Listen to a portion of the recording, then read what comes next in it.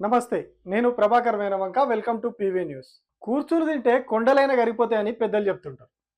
కొండల సంగతి ఏందో గాని మన రాష్ట్ర సంపద మాత్రం కరిగిపోతుంది. సర్కారేమో దిక్కు తెలంగాణ రేజింగ్ అని నినాదాలు ఇచ్చుకుంటా పోతున్నది. తెలంగాణ రేజింగ్ అంటే తెలంగాణ వెలిగిపోతున్నదని ఇన్ని రోజులు అనుకున్నాం. కానీ తెలంగాణ అప్పుల్లో రేజింగ్ అవుతా ఉన్నది. ఆదాయాన్ని సృష్టించకుండా ఉన్న ఖజానాను ఖాళీ చేసి మళ్ళీ అప్పుల కోసం చేయి దాచడంలో రేజింగ్ అవుతున్నది. స్ట్రేట్గా చెప్పాలంటే 20 నెలల్లో 200 డక్కా ముక్కీలు తిని తెలంగాణ దివాలా తీసింది. ఖతం, bye bye, tata, good bye, గయా. ఆమ్దాని తగ్గింది, ఆడంబరాలు అడ్డగోలు ఖర్చులు పెరిగినాయి. హమ్ కిసీసే కమ్ నహి అని తోటోడు తొడగోసుకుంటే మేము మెడగోసుకోకుండా ఉంటామా అని ఖర్చు విషయంలో ఒకరికొకరు పోటీ పడుతున్నారు. ఇవన్నీ గాలి గన్నారావు, ఏబిఎన్ రాధాకృష్ణ రాసిన చిలక పలుకులో కాదు, ఏకంగా కాగ్ చెప్పినటువంటి లెక్కలు. ఈ ఆర్థిక సంవత్సరం అంటే ఏప్రిల్ నుంచి మొదలవుతుంది ఆర్థిక సంవత్సరం. ఆ ఏప్రిల్ నుంచి జూన్ వరకు తెలంగాణ రాబడి ఎంత, ఖర్చు ఎంత, అప్పులు ఎన్ని, ఇవన్నీ కూడికలు తీసివేతలు చేసి వచ్చిన ఫలితాలు చూస్తే పాపం వాళ్లకు తలకాయ గిరగిర తిరిగిందట. దీంతో సర్కారుకు హెచ్చరికలు జారీ చేశారు. ఈ ఏడాది మొదటి త్రైమాసికంలో అంటే ఏప్రిల్ నుంచి జూన్ వరకు తెలంగాణ రాష్ట్రం 10,582 కోట్ల లోటు బడ్జెట్లో ఉన్నది. అంటే జేబులో ఉన్న పైసల కంటే 10,582 కోట్ల రూపాయలు ఎక్కువ ఖర్చు చేసింది అన్నట్టు. వారిని అంతగానం ఏం ఖర్చు చేసిర్రు, ఎందుకంత లోటు ఉన్నది? రుణమాఫీ సగంలోనే ఆపేసిర్రు, రైతు భరోసా కూత పెట్టిర్రు, 2 పంటలకు అసలు ఏనే లేదు, నిరుద్యోగ భృతి లేదు, ఆడబిడ్డలకు 2500 లేవు, ఇక చదువుకునేటోళ్ళకు స్కూటీలు కూడా లేవు. మరి పైసలన్నీ ఎక్కడ పోయినాయి అంటే మన ఆడంబరాలు ఏమైనా తక్కువనే చెప్పుర్రి. కేబినెట్లో ఉన్న మంత్రులందరూ గాలి మోటార్ దిగుతలేరు. పేపర్లలో యాడ్లు, గల్లీ గల్లీకి సర్కారు సూపర్ అనుకుంటా ఫ్లెక్సీలు, వారానికి 2 సార్లు ఢిల్లీ పోయి ఇప్పటికే ½ సెంచరీ ఖర్చు అయిపోయింది. ఇట్లా చేసినాక ఖర్చు కాకుండా ఏమవుతుంది చెప్పుంది? ఖర్చులు సరే, రేవంత్ రెడ్డి దావోస్కు పోయి, అమెరికాకు పోయి, లండన్కు పోయి రికామ్ లేకుండా తిరిగి 4th సిటీ కోసం ఫారిన్ పెట్టుబడులు తెచ్చిండు. లక్షల కోట్లు వచ్చినాయని చెప్పి పెద్ద పెద్ద అక్షరాలతోటి పేపర్లలో రాయించుకున్నారు. మరి అవన్నీ ఏమైనాయి అంటే అవన్నీ లెక్కల జిమ్మిక్కులు, పబ్లిసిటీ మ్యాజిక్లు.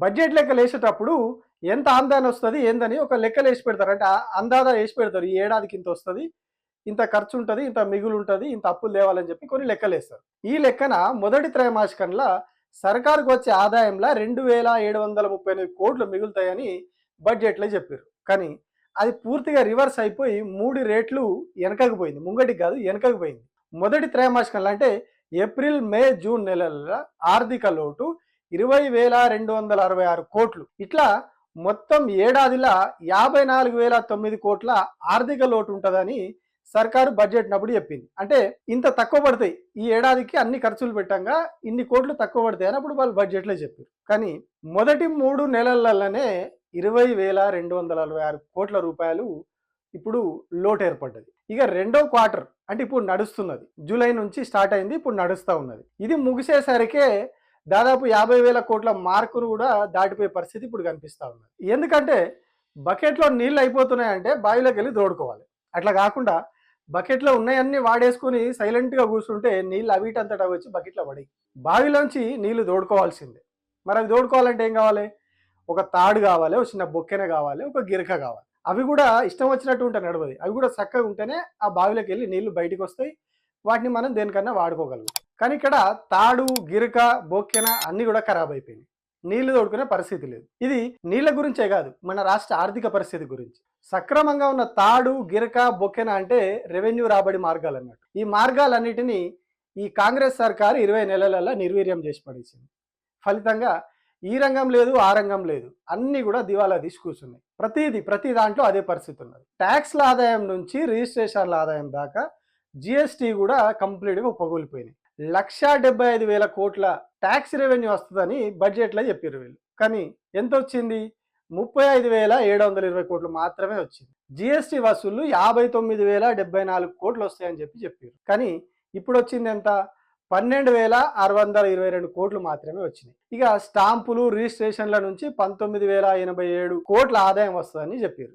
కానీ దాంతో వచ్చింది 3,712 కోట్లు మాత్రమే. ఎందుకు ఇట్లా తగ్గింది అంటే రియల్ ఎస్టేట్ను మొత్తం ఆగం చేశారు. రియల్ ఎస్టేట్కు గుండెకాయ అయినటువంటి హైదరాబాద్లో హైడ్రా అని ఒక దుకాణం పెట్టించి రియల్ ఎస్టేట్ వాళ్ళందరినీ హడలెత్తిచ్చిర్రు, పరుగులు ఎత్తిచ్చిర్రు. స్టిల్ 20 నెలల నుంచి పరుగులు ఎత్తిస్తానే ఉన్నారు. ఈ భయం జిల్లాలకు కూడా పోయింది. పాపం అక్కడ కూడా భూముల అమ్మకాలు కొనుగోళ్లు మొత్తం పడిపోయింది. సో అమ్మకాలు కొనుగోలు లేకుండా రిజిస్ట్రేషన్లు ఎక్కడికి వెళ్ళి పాడైతే అవి కూడా లేవు. సో అవి కూడా పడిపోయినాయి. సో అంచనా వేసిన కనీసం పావంతు కూడా ఆదాయం రాకుండా పడిపోయింది. అంటే వాళ్ళు వేసిన అంచనాలు ఇప్పుడు వచ్చింది ఎంత? 19.5% మాత్రమే ఆదాయం వచ్చింది. ఇక ఎక్సైజ్ డ్యూటీ ద్వారా 27,062 కోట్లు వస్తాయని లెక్కలేసింది. కానీ అవెంత వచ్చినాయి? 4,595 కోట్లు మాత్రమే వచ్చినాయి. అంచనా వేసిన దానిలో 16.6% మాత్రమే వచ్చినాయి. అంటే 100 రూపాయలు వస్తాయని కూడా 16 రూపాయలు వచ్చినాయి అన్నట్టు. సేల్స్ ట్యాక్స్ 37,423 కోట్లు వస్తాయని అంచనా వేసారు. అదెంత వచ్చింది? 8,466 కోట్లు మాత్రమే వచ్చింది. అంటే 22.6% మాత్రమే వచ్చింది. ఇట్లా ఏ రంగం చూసినా, ఏ ఆదాయ మార్గం చూసినా ఇట్లనే ఉన్నది. పెట్టుబడులు రావడం తగ్గిపోయింది. ఆల్రెడీ గతంలో వచ్చినాయని చెప్పిన పెట్టుబడులు కూడా గ్రౌండింగ్గా కూడా ఆగిపోయింది. అప్పు అని రిజర్వ్ బ్యాంక్ దగ్గర తెలంగాణ రాష్ట్రం పోయి అడుక్కు తినే పరిస్థితి వచ్చింది. ఇక గత ప్రభుత్వ సంగతి ఏంది మరి? వాళ్ళు 7 లక్షల కోట్ల అప్పులు చేసిపోయారు అని చెప్పి గతంలో ప్రచారం జరిగింది కదా, అదేంది అని చూస్తే వాళ్ళు చేసింది 7 లక్షల కోట్లు కాదు, 5 లక్షల కోట్లే అని కాంగ్రెస్ పార్టీ అధికారిక సోషల్ మీడియా హ్యాండిల్స్లో కాంగ్రెస్ పార్టీ వాళ్ళ ఫోటోలతోనే పెట్టారు. అంటే 4 లక్షల పైగా చిల్లర, రౌండ్ ఫిగర్ 5 లక్షలు వేసుకుంటే వాళ్ళు పెట్టింది. అది 9.5 ఏళ్లలో జరిగినటువంటి 9.5 ఏళ్లలో తెచ్చినటువంటి అప్పు. కానీ ఇప్పుడున్న లెక్కలు చూస్తే, వీళ్ళు చేస్తున్న అప్పులు చూస్తే 9.5 ఏళ్ళు 10 ఏళ్ళు కాదు, ఈ 5 ఏళ్లలోనే 5 లక్షల కోట్ల మార్క్ దాటిపోయి ఇంకా ఎక్కడికి పోతుందో, వీళ్ళు ఏదైతే 7 లక్షల కోట్ల బీఆర్ఎస్ తిడుతున్నారో ఆ 7 లక్షల కోట్ల మార్కుని ఈ 5 ఏళ్లలో వీళ్ళు దాటేస్తట్టున్నారు ఇప్పుడున్న పరిస్థితి చూస్తే. ఎందుకంటే ఇప్పటికే 20 నెలలలో 2,30,000 కోట్ల అప్పులు తీసుకొచ్చారు. లెక్క ప్రకారం అయితే వీళ్ళు బడ్జెట్లో చెప్పింది 2025-26 ఆర్థిక సంవత్సరానికి 68,539 కోట్లు అప్పు తీసుకొస్తామని బడ్జెట్లో చెప్పారు. కానీ ఇప్పుడు ఏం జరిగింది? ఆల్రెడీ ఇప్పటికే 2.5 లక్షల కోట్ల అప్పు అయిపోయింది. జస్ట్ ఈ త్రైమాసికం అంటే నెల 10 రోజులు, జూలై నెల, ఈ నెల 10 రోజులలోనే ఆల్మోస్ట్ 14,000 కోట్ల అప్పు తీసుకొచ్చారు. ఇంకా నెల 20 రోజులు మిగిలి ఉన్నది. మరి ఆ నెల 20 రోజులల్లో ఇంకొక 15,000 కోట్లు తీసుకొస్తారో, 20,000 కోట్లు తీసుకొస్తారో ఇక వాళ్ళ అంచనాకే వదిలేయాలి, వాళ్ళ ఊహకే వదిలేయాలి. అంటే ఎంత దొరికితే అంత ప్రతి వారం రిజర్వ్ బ్యాంక్ నుంచి అప్పులు వస్తానే ఉన్నాయి. ఆడ ఏదో ఒకటి తాకట్టు పెట్టడం, అప్పులు తీసుకురావడం. ఆల్రెడీ ఆర్టీసీ కోసం అని చెప్పి ఆ గౌలిగూడ బస్ స్టాండ్ ఉన్నటువంటి ఏరియా దాన్ని కూడా తాకట్టు పెట్టి దానికి కూడా అప్పు తీసుకొచ్చారు. సో అటు ఆ అప్పు, ఇటు రిజర్వ్ బ్యాంక్ నుంచి అప్పు, ఏ రకంగా చూసినా అప్పుల మీద ఫోకస్ పెట్టారు తప్పితే ఆదాయం మీద ఎక్కడ కూడా ఫోకస్ పెట్టినట్టుగా అనిపిస్తలేదు. ఫైనల్గా పరిస్థితి ఎట్లా తయారైందంటే 100 రూపాయల ఆమ్దాన్ వస్తాయనుకున్న చోట 16 రూపాయలే వచ్చినాయి. ఇంకొక దగ్గర 100 రూపాయలు వస్తాయి అనుకుంటే అక్కడ కూడా 3 రూపాయలే వచ్చినాయి. కానీ ఏడాది మొత్తంలో 100 రూపాయలు అప్పు తీసుకొస్తామని 100 రూపాయలే అంతకు మించి తీసుకురామని చెప్పి ఏదైతే లెక్క పెట్టిరో వీళ్ళు, అక్కడ 100 రూపాయల కాడ ఆల్రెడీ 40 రూపాయలు పట్టుకొచ్చేసారు. అంటే ఇప్పటికే 2,30,000 కోట్ల రూపాయలు ఆల్రెడీ అప్పు పట్టుకొచ్చారు. అందుకే కావచ్చు రేవంత్ రెడ్డి ఎక్కడికి పోయినా తెలంగాణ రైజింగ్ అని చెప్తారు. తెలంగాణ ఈజ్ రైజింగ్ తెలంగాణని ఎవడు ఆపలేడు. మేబీ అప్పుల్లో రేజింగ్ అని చెప్పి ప్రపంచానికి తెలవాలని కావచ్చు. అప్పట్లో ఇదే ముఖ్యమంత్రి ఇంకో మాట కూడా చెప్పారు, అప్పు చేయము, పప్పు కూడు తినము, అసలు ఆ పని మేము చేయాలనుకోవట్లేదు అని. నేను మళ్ళీ అప్పులు చేయదలుచుకోలే, పప్పు కూడు వండదలుచుకోలే. అప్పు చేసిన పప్పు కూడు ఎప్పటికైనా మనకు ముప్పే అని, అప్పు మనకు ముప్పు అని నేను స్పష్టంగా నిర్ణయించుకున్నా. కానీ వాళ్ళు చేస్తున్నది మాత్రం కంప్లీట్ రివర్స్ ఉన్నది. అప్పు చేసి మరి వాళ్ళు పరమాన్నం తింటున్నారు, పబ్లిక్ మాత్రం పచ్చడి మెతుకులు కూడా దొరకకుండా చేస్తున్నారు. అప్పు మీద అప్పు చేసుకుంటా పోతా ఉన్నారు. అప్పు ఎక్కడ పుడతలేదు, ఏది ఢిల్లీకి పోతే దొంగల్లాగా చూస్తున్నారని కూడా ఈ పెద్ద మనిషి చెప్పారు. అప్పు పుడతలేదు, అనా పైసా ఎవడు ఇస్తలేడు. ఎవరినైనా కలవడానికి పోతే బ్యాంకర్లు దొంగలను చూసినట్టు చూస్తున్నారు తెలంగాణ రాష్ట్ర ప్రతినిధులను. ఎవడు ఢిల్లీకి పోతే అపాయింట్మెంట్ కూడా ఇస్తలేడు, వీడు వస్తే చెప్పులు కూడా ఎత్తుకుపోతాడేమో అన్నట్టుగా ఆ పరిస్థితి ఉంది దేశం ముందల.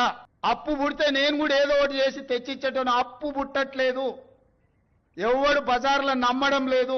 పాపం ఆయనకు ఒక విషయం అర్థం కానట్టుంది. పని చేయకుండా కష్టపడి సంపాదించకుండా ఉన్నదాన్ని ఖాళీ చేసేటోని దొంగ అనే అంటారు, పని మంచోడు అని అనరు. పాపం ఈ విషయం మరి ముఖ్యమంత్రికి ఎప్పుడు అర్థమవుతుంది? అదే మార్గాలన్నిటిని దివాలా తీసుకొని మాకు అప్పు పుడతలేదు అంటే ఎవడిస్తాడు? రాష్ట్రం దివాలా తీయక ముందే, ఏం కాకముందే మేము దివాలా తీసినామని ప్రపంచం అంతా చాటి చెప్పొచ్చాడు ముఖ్యమంత్రి పోయి. మేము అడుక్కు తింటున్నాం, అసలు ఏం లేదు రాష్ట్రంలో, అంత ఖాళీ గిన్నెలనే, ఏం లేవు, ఖాళీ కుండలనే అని చెప్పి దేశంలోనే కాదు ప్రపంచ దేశాలలో పోయి చెప్పొచ్చు. అట్లా చెప్పినప్పుడు మరి ఎవడొచ్చి పెట్టుబడులు పెడతాడు? ఎట్లా పెట్టుబడులు వస్తాయి, ఎట్లా రాష్ట్రం ఆదాయం పెరుగుతుంది, ఉన్న కంపెనీలు కూడా ఎట్లా పెరిగాయి కదా. అందుకే రాష్ట్రం దివాలా తీసి. సరే మరి ఇదంతా కాసేపు పక్కన పెడితే 20 నెలల్లో అటు ఇటుగా 2.5 లక్షల కోట్ల అప్పు తీసుకొచ్చారు కదా, మరి అవన్నీ ఎక్కడికి పోయినాయి అంటే ఆ రహస్యం ఆ పైవాడికి ఎరక, బేగంపేట ఎయిర్పోర్ట్ నుంచి పైకి లేస్తున్న హెలికాప్టర్లకే ఎరక, కర్ణాటకలో కేరళలో దిగుతున్న హెలికాప్టర్లకే ఎరక, ఢిల్లీకి పోతున్న స్పెషల్ ఫ్లైట్లకే ఎరక, ఢిల్లీలో ఉన్న కాంగ్రెస్ పార్టీ పెద్దలకు ఎరక. Thank you.